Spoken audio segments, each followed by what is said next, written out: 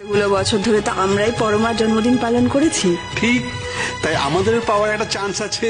আচ্ছা আচ্ছা ঠিক আছে ঠিক আছে, আমরা দেখি ওরা কাকে খাওয়ায়। শ্রুতিকে কান্না করতে দেখে রূপা বলে, আমি তো শুধু ওকে জন্ম দিয়েছি, আর আপনি এতগুলো বছর ওকে লালন পালন করেছেন। রূপা বলে, আজকের দিনটা 30শে নভেম্বর আমার কাছে খুবই স্পেশাল। আজকের দিন সুদীপা আর সুরূপার জন্ম হয়েছিল। কাগজ কলমে কত তারিখ আছে তা আমি জানি না, আমিও বলতে পারবো না। আদিত্য বলে, আজকের দিনটা আমিও স্মরণীয় করে রাখবো।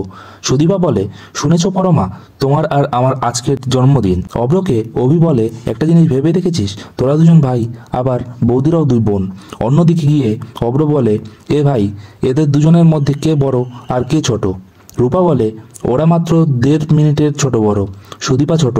সুদীপা বলে, দাদা, আমার একটা গিফট চাই তোমার কাছে, সেটা হলো আমার দিদির সারা জীবন ভালোবেসে পাশে থাকতে হবে। অব্র বলে, আমি ওকে প্রথম দেখাতেই ভালোবেসে ফেলেছি।